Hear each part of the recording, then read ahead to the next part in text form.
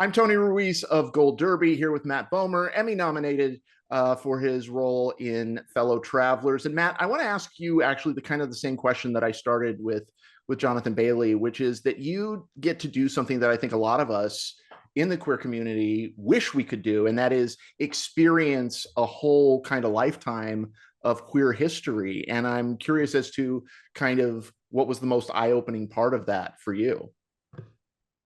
Well, what I loved about the material from the moment it was first brought to me, which is, oh my gosh, over 4 years ago now, Ron Nicewaner and Robbie Rogers brought me the novel, and I read it in about 2 days. And what I loved about it is not only did I fall in love with these incredibly well-written, well-crafted, three-dimensional characters, I also was getting an education, but not being hit over the head with it or feeling like I was getting an education. I was just getting it by falling in love with their lived experience of that time period. And that's, I think, what we had always hoped to translate to the screen. And yet, at the same time, Hawk is a really easy character to empathize with, even when he does make some choices that are not quite as empathetic, induceful to being empathy. So I'm curious as to, what was how did you see him? Well, obviously, when you're on set, and even now, I see him from a very subjective point of view. It's very hard for me to be objective about him, and because to me, he was always doing what he had to do to survive. I think he has his way of showing love and affection and compartmentalizing things, and the stakes of the game he is playing are very real.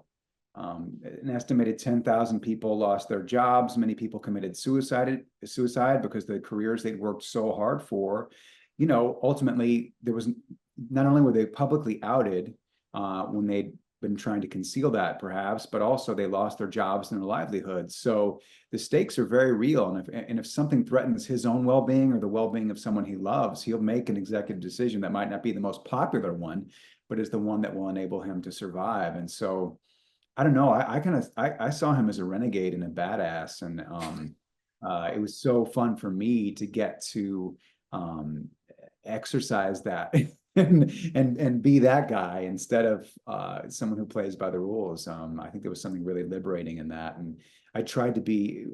I was so lucky because we had great directors all throughout, and Ron was there pretty much every scene of every scene that I shot, and I did 96 out of 100 days on this shoot.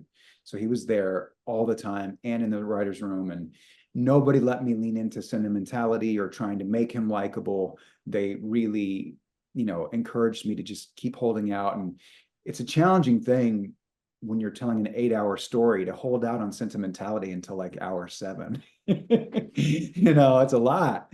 So I was just very fortunate that I had not only Johnny as a scene partner, but incredible folks guiding me and kind of holding me to the fire the whole time. And particularly in some of those earlier episodes that take place like during the McCarthy era, you're kind of getting to see from a firsthand perspective what it's like for so many queer people during that time period, the kind of persecution and kind of the hiding that had to happen in order for them to even exist. And was it difficult to kind of like not look at it from a 21st century lens? And was it eye-opening, and was it kind of like in many ways shocking? Well, I mean, I think from a dramaturgical aspect, and when you're first engaging with the material, obviously it's incredibly shocking. I had a very peripheral understanding of what the Lavender Scare was because I'd read a little bit about it, and I'd heard Pete Buttigieg speak about it, but I didn't have a lived understanding of what that meant. And so the novel was completely eye-opening to me. And once I heard the statistics of what was going on, and the fact that the McCarthy regime deemed anyone who was homosexual less than, they were morally inferior, they were more impressionable, and so they were more likely to be influenced or swayed by communists within the government. And so I think obviously you take all that in from a dramaturgical standpoint, but then once you're on set, you're trying to just live the subjective reality of what that person's day-to-day life is and how they survive day to day. And so it's tough to think of it from like a holistic perspective when you're just in the moment in the scene, but you're trying to carry the weight of the stakes of that world with you into everything you do. Yeah, I think one of the kind of the unsung heroes of this entire series is Will Brill as Roy Cohn, the great Thank Tony-winning Will Brill. Coming face to face with his Roy Cohn, that had to be kind of an eerie kind of experience. It was really eerie. I mean, I have such a, I'm that kid who, and trust me, the metaphor and the irony is not lost on me, but I was literally reading in the closet of my high school drama club. I was reading Tony Kushner and, Larry Kramer and Terrence McNally. And so obviously Roy Cohn loomed large for me long before this project, and watching multiple productions of Angels in America, and then watching I Am Roy Cohn, or Your Man Roy Cohn, or whatever that Yes. and I just feel like Will inhabited it in such a beautiful, present, slimy, ominous, dangerous way. I thought he was just fantastic in this, and I wish we'd had more scenes together. Honestly, we had a great scene together where we faced off that they cut from the film, cut from the miniseries, which I'm ultimately glad they did, because it was too Hawk trying to be the hero, and it was almost a little bit superhuman and unrealistic. So I'm glad they cut it, but it was fun to get to do with him. Well, you've mentioned that a couple of times about how like you didn't want Hawk to lean into sentimentality or to get away from Hawk being the hero. Why was that? Why was that so important to you?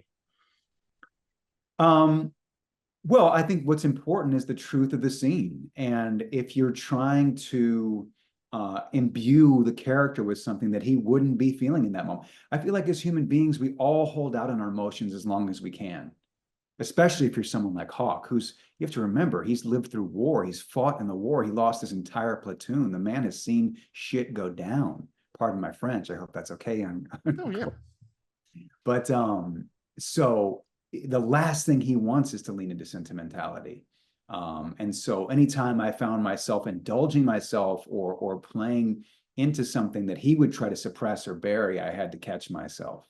So it was more just about the truth of the scene, as to like whether, just as opposed to like just setting parameters and saying, well, it can't happen until here or wherever, and that could change take to take too. But it was more just about trying to stay in the truth of it all.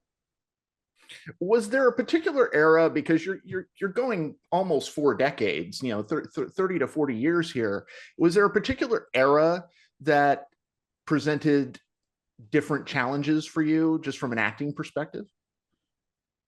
Well, I mean, they all had their own specific challenges, definitely. I would say the 80s were the scariest, because that's when he was roughly 62 years old, and I was always in a ton of prosthetics, and I had a silicone suit on to give me heft, and so it took a minute for me to really be comfortable in that.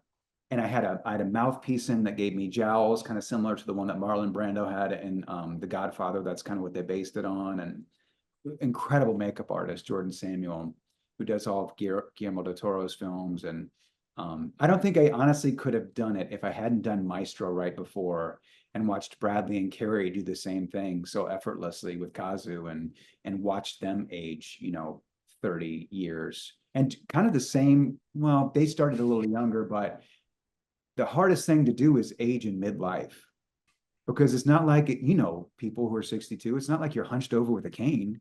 You have a ton of vitality. You're still alive. You just have a lived experience. So it was about kind of creating that whole 62 years of backstory before we even started, and then finding a guidepost so I knew how to find my footing, depending on what we were filming that day. And sometimes it was multiple time periods in the same day. But I would say that was the most challenging, because it had the most backstory, the most history, in some ways, really the most stakes, because Skippy's life is on the line, and there's an urgency to it. at the same time, you know, you're trying to truthfully live an experience of someone who's, you know, 20 years older than you. I feel like the Fire Island episode, which is one of my favorites, it's probably the era that I knew the least about. Um, but I think that particular episode really called for you to go to some really dark places dramatically. You know, we're both parents, and we're both gay parents, and you have to mourn the loss of a child. How hard was it to go to that place? Oh my God. I mean, I'll speak of it just as an actor. You're all to get to play a role like that in an episode like that. That was one of my favorites. And we went to that right after having done 2 or 3 episodes in the 50s where everything was so buttoned up. So to get to have the sort of drunken, drug-fueled looseness, the bacchanalian aspect of things, and just to loosen everything up and make it dirty and ugly was kind of a real break after being in the 50s for so long. But I think as an actor, if you get to have a secret like that you're covering, that's underneath everything you're doing for an entire hour, that you don't get to let out until the end of that hour, but that also explains why you've been behaving the way you have for the past hour. Gosh, that's such a gift as an actor. It really is. And I owe that to Ron Nicewaner. But yeah, it's an incredibly dark place to go. And as even though he seems like he's having fun and he's so free and he's so liberated and he's, you know, the good times guy, and obviously he's sort of the benefactor of all this gaggle of young drug-fueled guys, you know, underneath it all is this horrific burden that he's carrying with him that he can't even admit to himself, much less process. And Yeah, of he course, seems like love of he his life, seems Skippy is the one who makes him come face to face with it. yeah, my husband said something to me during that episode. It's like he's like a wound that is just barely scabbed over and at any minute could break. Yes. Yeah. I mean, that's it. He was like I think that's a great metaphor for it. I thought of it almost like, and even in the 50s too, he was kind of like a closed fist, you know. But it's just right underneath the surface the entire episode. And you're just thankful that you have a scene partner like Johnny who's going to be there for you when it all comes tumbling down. So the end of the show, this is just something that maybe it's just me. I am always fascinated to think to myself, I wonder where this character goes from here. We see Hawk take such a complete journey in this. And I'm curious if in your own mind, you saw a future for Hawk. What would his future be like? I mean, I can only speculate, and I can never do it the kind of justice that somebody like Ron could. I just think wow, it was just so beautiful and sad, but also kind of hopeful because his daughter's there, that this man is just starting to live an authentic life in his mid-60s, just starting. And thank God he has his daughter there. Everybody else has left him one way or another. And so it's a sad thing to comprehend. Maybe it would pick up in that Mike, what's the name of the film that Christopher, what's his name, won the Beginners. Beginners. Maybe it's Beginners, you know? What's wild, you know, you talk about how there were these closeted people. There are people like this now. I know some of them. I'm sure you've met some of them. People who, for whatever reason, don't feel safe to openly lead their most authentic lives and kind of want to have it both ways. And that's their prerogative, you know. Hopefully they don't hurt too many people in the process of that. But I've had what's been remarkable about this whole experience to me is that when people want to talk about it on the street or at the grocery store or wherever, or the car wash, wherever it is, they know, they see their humanity in one of the characters that Ron created, whether it's Lucy or Hawk or Skippy. They had a cousin who was like this, a dad who was like this, a sister who was this character.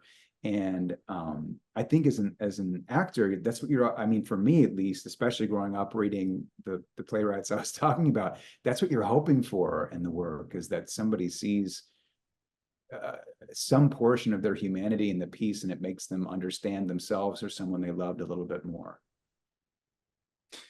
Was Hawk an easy character to say goodbye to? Well, I mean, talk about a last scene where you get to process so much.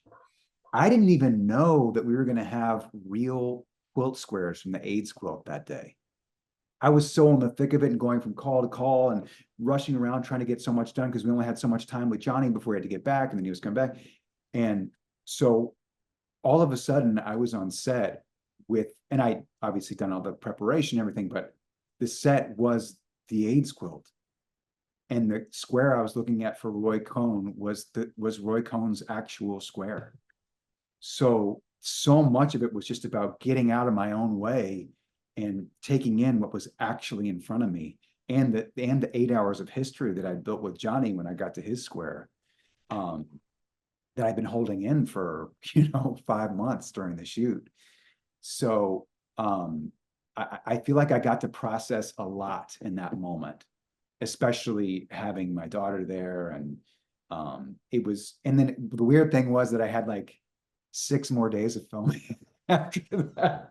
And I had kind of in a weird way said goodbye to so much. So I was kind of having to backtrack and go, no, we're not done. We're not done. Stay in it.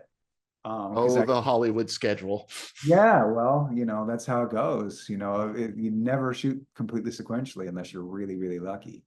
But that was a great way to say goodbye to a lot of the experience. It had always been a closed-ended story in my mind. But yeah, I think if there's anything I try to take with me, maybe in a less renegade fashion, is just to not, Hawk found a way to live the life he wanted and to find joys in the way that he could, and to not let a system and a society that told him he couldn't or he shouldn't or he was less than make him any of those things. And I think there's an aspect of that. I'm not going to say that it's emboldened me, but that I at least carry with me going forward after getting to play a role like this.